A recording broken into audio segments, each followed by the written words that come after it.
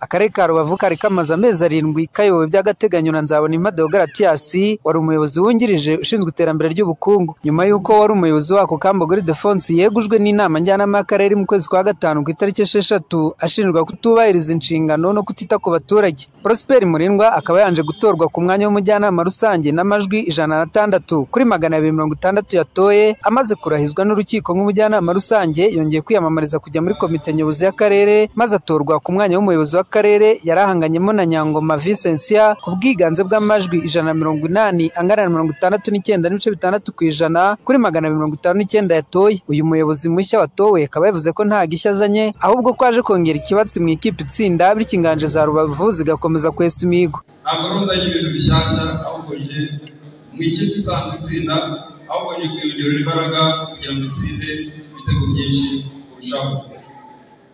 Ngira ngo sindinde rwose, ahubwo mbasabe mwese mumfashe aka karere kuko kazaterwa ishema n'uko muri manda ari twe tukayoboye, yewe namwe giye guhindura imvugo nahoze nkoresha n'umukandida, aho nagenda avuga ngo ngewe aho nzajya avuga ngo twese tugendana.